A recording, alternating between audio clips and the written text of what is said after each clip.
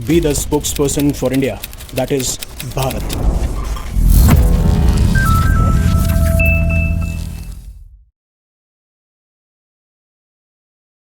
Hello future leaders. अब आप Australia के अंदर जो मास शूटिंग हुई थी, जो कि एक टेरर अटैक था, वो आप सभी नहीं भूले होंगे।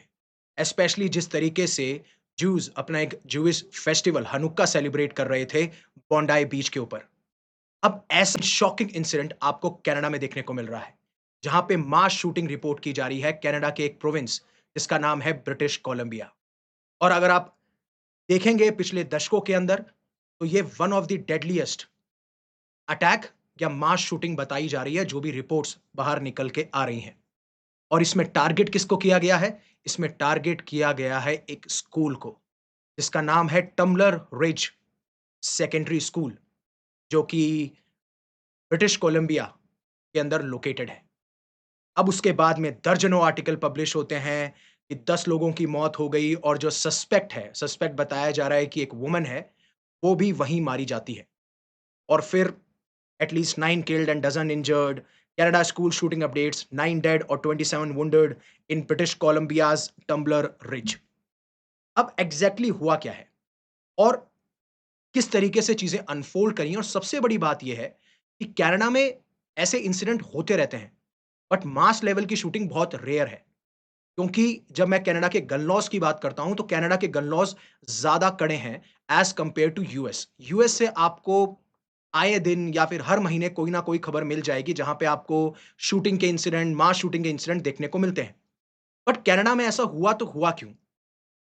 अब जो कनाडा है, उसके आप वेस्टर्न पार्ट में जाएंगे तो आपको ब्रिटिश कोलंबिया एक प्रोविंस देखने को मिलेगा। कनाडा के अंदर लगभग 10 प्रोविंस है, उसमें से ब्रिटिश कोलंबिया भी एक प्रोविंस है। और वहीं पे लोकेटेड है टम्बलर रिज सेकेंडरी स्कूल। यहाँ पे आप लोकेशन देख सकते हैं। अब अगर आप टम्बलर रिज की बात करेंगे, तो ये एक म्युनिसिपैलिटी है जिसकी पॉपुलेशन कोई ज्यादा नहीं है। मतलब सिर्फ 2400 लोग यहाँ पे रहते हैं। और जब भी कोई ऐसे अटैक प्लान किए जाते हैं या टारगेट किया जाता है, तो आप ऐसी फेमस लोकेशन को टारगेट करते हो, या फिर जहां पे ज्यादा लोग इकट्ठे हो रखे हैं, क्राउडेड लोकेशन को टारगेट करते हो, जिससे कि आप एक मैसेज सेंड कर सकें। बट एक छोटा सा टाउन जहां पे 2400 रेजिडेंट है, और जो टम्बलर री सेकेंडरी स्कूल है, उसकी टोटल स्ट्रेंथ है 175 स्टूडेंट्स, जिसमें ग्रेड 7 से लेकर ग्रेड 12 तक के बस्ते पढ़ते हैं। लेकिन इसमें एक ट्विस्ट है। खास बात क्या है, उससे पहले ये समझते हैं चीजें हुई कहां पे। अब 1:20 पे ये इंसिडेंट शुरू होता है, जहां पे शूटिंग चालू हो जाती है इस स्कूल पे। And then public alert issue कर दिया जाता है, और फिर उसके बाद में within 2 to 3 minutes police वहां पे पहुंच जाती है। काफी सारे वीडियोस भी वायरल हो रहे हैं कि किस तरीके से पुलिस स्कूल के रेजिडेंट के अंदर एंटर करती है, क्या क्या गाइडेंस उस टाइम पे दी गई। और जो प्राइम सस्पेक्ट हैं, वो है एक औरत जिनके ब्राउन हेयर है। अभी तक सिर्फ इतना ही पता चला है, और फिर उसके बाद में वहाँ के जो आस-पास के लोग होते हैं, उन्हें कहा जाता है कि अपने जो डोर्स हैं, उनको लॉक कर दीजिए, अंदर ही रहिए, बाहर मत निकलिए। एंड देन 3-4 घंटे के बाद में सारे लोगों को इवैक्यूएट कर लिया जाता है। बट जब इसकी रिपोर्ट्स और बाहर निकल के आती हैं, तो स्कूल के अंदर टोटल अभी 10 लोग मृत पाए गए हैं, या फिर जो नंबर आ रहा है, जिसमें 6 तो विक्टिम जो हैं, जो विक्टिम हैं, वो स्कूल प्रेमिसेस के अंदर ही मृत घोषित कर दिए जाते हैं, और एक सस्पेक्ट जिनको ये बताया जा रहा है, जो फीमेल विद ब्राउन हेयर, वो खुद ही अपने आप को इंजर्ड कर लेती है, और उस सेल्फ इन्फ्लिक्टिंग इंजरी से ही उनकी मौत हो गई। और एक विक्टिम जो है, जब उसे हॉस्पिटल ले जाया जा रहा था, तब मौत हो जाती है। बट ये नंबर 10 कैसे बना? क्योंकि 6, 7 और एक 8। तो इसलिए कि इसी इसी स्कूल के आसपास एक घर है, आसपास में ही, वहां पे भी 2 विक्टिम की मौत हो जाती है। इसलिए नंबर टोटल 10 आता है। और अभी क्रिटिकल केयर 2 लोगों को एयरलिफ्ट किया गया है, और 23 लोग ऐसे इंजर्ड हुए हैं जो नॉन लाइफ थ्रेटनिंग है, उनकी जान जाने की चांसेस बहुत कम है, और जानी भी नहीं चाहिए। तो जो रॉयल कैनेडियन माउंटेड पुलिस है, उनका मानना यह है कि एक तो जो स्कूल के ऊपर अटैक हुआ, और जो पास में ही जो घर है, उसके अंदर जो 2 लोग मृत पाए गए हैं, इन दोनों में कोई लिंक है, लेकिन अभी हम कंफर्म नहीं कर सकते कि क्या लिंक है। हालांकि इन्होंने ना तो फीमेल का नाम रिलीज किया है, ना उसके बारे में कोई आइडेंटिटी रिलीज करी है। अब वो धीरे धीरे जैसे इन्वेस्टिगेशन आगे बढ़ेगी, तो सब कुछ देखा जाएगा कि फीमेल थी तो कौन थी, क्या नाम था, एंड इवन ये जो 2 इंसिडेंट हुए हैं, ये लिंक हैं कि नहीं है। तो बात यही है कि अभी मोटिव फाइंड किया जाएगा, फिर कोई सेकंड सस्पेक्ट इसमें इन्वॉल्व था या नहीं, और फिर उसके बाद में विक्टिम काउंट को फाइनलाइज किया जाएगा, और स्कूल अभी लगभग 1 हफ्ते तक बंद रहने वाला है। और फिर जो कैनेडियन पीएम है मार्क कार्ने, उनका एक ट्वीट आता है और पूरे विश्व भर में इवन नरेंद्र मोदी, फ्रांस के जो प्रेसिडेंट इमैनुअल मैक्रोन, ऑस्ट्रेलिया के प्राइम मिनिस्टर एंथनी एल्बनिस, हर एक कोई ना कोई ट्वीट कर रहा है इसके बारे में। तो वहीं पे जो प्राइम मिनिस्टर हैं मार्क कार्ने, वो ये कहते हैं कि आई एम डिवास्टेड जिस तरीके की हॉरिफिक शूटिंग हमें टम्बलर रिज में देखने को मिली है और मेरी प्रार्थना और शोक उन फैमिलीज और फ्रेंड्स के साथ में है जिन्होंने अपने लव्ड वंस को खोया है इन हॉरिफिक एक्ट्स ऑफ वायलेंस के अंदर।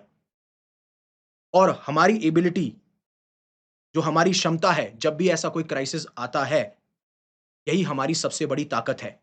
अवर empathy, our unity, our compassion for each other, that is our most important strength. फिर आप जैसे फ्रांस के प्रेसिडेंट इमैनुअल मैक्रोन के बारे में बात कर लीजिए, जहां पे वो कहते हैं कि we stand alongside the Canadian people. Horror has struck a school in Tumbler Ridge, Canada. Our thoughts are with families of the victims, the injured and the entire educational community. वहीं पे नरेंद्र मोदी, जो इंडियन पीएम है, वो कहते हैं कि we are deeply shocked by the horrendous shooting in Canada. I extend my heartfelt condolences to the families who have lost their loved ones and I wish a speedy recovery to the injured. अब बात ये है कि जब मैं ये कहता हूं कि it is one of the deadliest shooting in Canada's history, क्योंकि 2020 में भी एक ऐसा इंसिडेंट हुआ था नोवा स्कोतिया के अंदर। नोवा स्कोतिया भी जो है वन ऑफ द प्रोविंस है कनाडा का, जहां पे एक इंडिविजुअल अपने आप को पुलिस ऑफिसर बताता है और वो शूटिंग करना शुरू कर देता है जिसमें 22 लोगों की जान जाती है। लेकिन कनाडा के जब आप कानून देखेंगे, गन लॉज़ देखेंगे, तो वो यूएस से ज़्यादा स्ट्रिक्टर हैं और ऐसे अटैक्स आपको यूएस में सुनने को मिलते हैं, ना कि कनाडा में। और एक बार अगर मैं कनाडा के गन लॉज़ की बात करूँ, और ये जो कनाडा के गन लॉज़ स्ट्रिक्ट हुए हैं, उसके पीछे एक बहुत ही इंटरेस्टिंग इंसिडेंट है। इट्स अ हॉरिफिक इंसिडेंट, जहाँ पे जो कनाडा के गन लॉज़ हैं, उनकी ओनरशिप पूरी की पूरी सेंट्रल गवर्नमेंट या फेडरल गवर्नमेंट के बाद में, या फिर आप कह सकते हो नेशनल गवर्नमेंट के पास में है। इन गन लॉज़ को रेगुलेट कौन करता है? National government. और ये जो गन लॉज़ हैं, स्पेशली उसका नाम अगर मैं बताऊँ, तो it is under the countries fire arms act, जहाँ पे गन्स को आपको लॉक रखना होगा और अनलोडेड होंगी, लोडेड नहीं होंगी। और अगर आप विश करते हैं कि आपको एक फायर आर्म बाय करना है, तो आपके एक्सटेंसिव बैकग्राउंड चेक्स किए जाएँगे, जिसमें आपकी मैंडेटरी लाइसेंस के बारे में बात किया जाएगा, रजिस्ट्रेशन के बारे में बात किया जाएगा, सेफ्टी कोर्सेज़ के बारे में बात किया जाएगा। और 2022 से तो नेशनल लेवल पे ही फ्रीज़ लगा रखा है।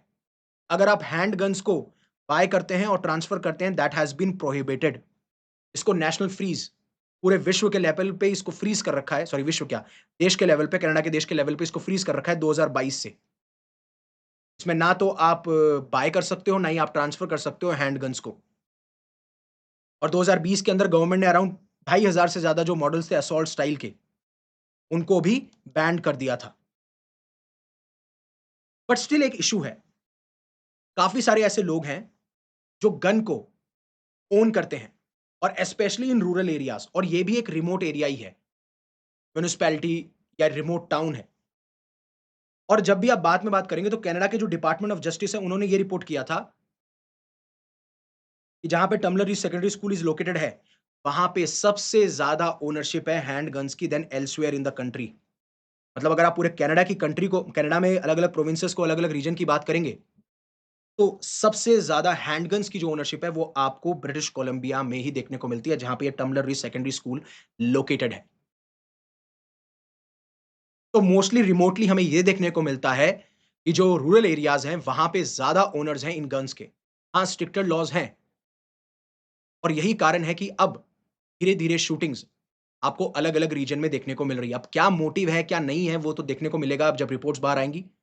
बट आप जब इन लॉज़ के पीछे की कहानी सुनेंगे ना, तो आप शॉक हो जाएँगे।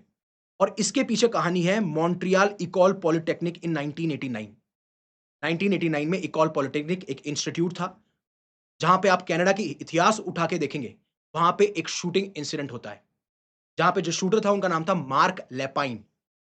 अब जब ये इकोल पॉलिटेक्निक पहुँचते हैं, पहले ये मेल को सेपरेट करते हैं और फीमेल को सेपरेट करते हैं, और वहाँ पे फीमेल को मार दिया जाता है, और लगभग बताया जाता है कि 14 लोगों को मारा गया था, क्योंकि ये नफ़रत करते थे औरतों से। और फिर उसी के बाद में जेंडर बेस्ड वायलेंस के बारे में सवाल खड़े होते हैं, कनाडा के गन लॉज़ के ऊपर सवाल खड़े कर दिए जाते हैं, एंड देन आप देखेंगे कनाडा अपने कानून को और स्ट्रिक्ट करता गया। बट अभी भी जो रिमोट एरियाज़ हैं, वहाँ पे हाईएस्ट ओनरशिप हमें देखने को मिल रही है।